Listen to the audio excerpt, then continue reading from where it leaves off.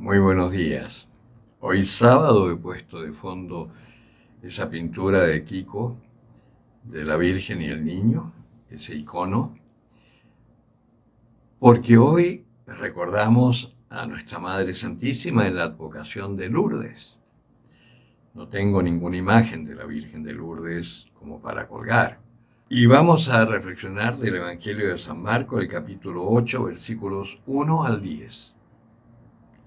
En aquel tiempo, habiendo de nuevo mucha gente con Jesús y no teniendo qué comer, él llama a sus discípulos y les dice: siento compasión de esta gente porque hace ya 3 días que permanecen conmigo y no tienen qué comer. Si los despido en ayunas, a sus casas desfallecerán en el camino, y algunos de ellos han venido de lejos. Sus discípulos le respondieron: ¿cómo podrá alguien saciar de pan a estos aquí en el desierto? Y él les pregunta: ¿cuántos panes tenéis? Ellos respondieron: 7. Entonces él mandó a la gente acomodarse sobre la tierra, y tomando los 7 panes, dando gracias a Dios, los partió e iba dándolos a sus discípulos para que los sirvieran. Y ellos los sirvieron a la gente. Tenían también unos pocos pececillos, y pronunciando la bendición sobre ellos, mandó que también los sirvieran. Comieron y se saciaron, y recogieron de los trozos sobrantes 7 espuertas. Fueron unos 4.000, y Jesús los despidió. Subió a continuación a la barca con sus discípulos y se fue a la región de Dalmanutá. Palabra del Señor.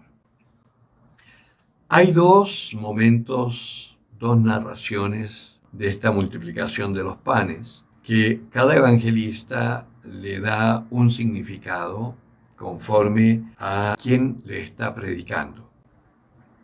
Hay algunos exégetas que dicen que son 2 la multiplicación de los panes. Hay otros, y yo prefiero creer eso, que es una sola, solo que está narrada de forma diferente con fines catequéticos. No hay que olvidarse que los evangelios son fundamentalmente escritos en una clave catequética catecumenal, que es para poder seguir anunciando el amor de Dios y evangelizando a los paganos que quisieran llegar a ser cristianos. Por así decir, eran las charlas prebautismales que están consignadas aquí en los evangelios. Entonces, en el otro relato se habla de 12 canastas, porque está hablando de las tribus de Israel. Es una multiplicación dada a los hijos de Israel, una catequesis para ellos.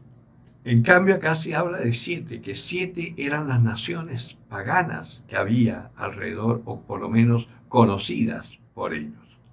Y se recogen 7 espuertas. Pero, ¿qué es lo más importante de todo esto? Que el Señor siente compasión por los que están con hambre. Acuérdense en las bienaventuranzas que hablaba el otro día, los que tienen hambre y sed de la justicia, ese hambre y sed de ser justos. Aquel que está consciente y se da cuenta que está mal y que necesita un cambio para poder ser verdaderamente feliz.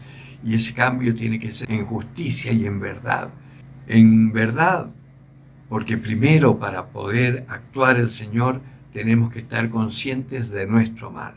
Y en justicia, para reconocer que solo Él es quien puede sanarnos. El Señor, cuando habla de los panes y los peces, está hablando de esta palabra que es Él y que es absolutamente necesaria para nosotros para poder vivir. Por eso insistimos en la Iglesia tanto en la Eucaristía en vivo. Tenemos que participar en la Eucaristía porque ese es un alimento que no basta solo la palabra. La palabra te sostiene, la palabra te ayuda, es verdad. Pero el pan eucarístico es fundamental porque es el cuerpo y la sangre de Cristo que tú recibes en esa hostia. Y si además formas una comunidad como la del catecumenado, vas a recibir la sangre también. Cuando se recibe la hostia es el cuerpo y la sangre, pero la sangre está, digamos, virtual. Sabemos que Dios está íntegro en el pan.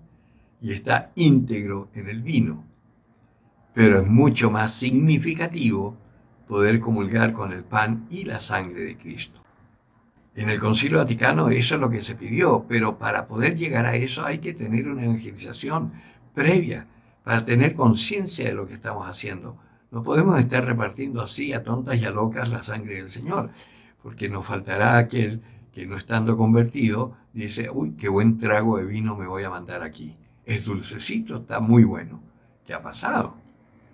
Entonces no se puede hacer indiscriminadamente. Tiene que haber primero una catequización para que la gente tome conciencia de lo que realmente es lo que se está comulgando.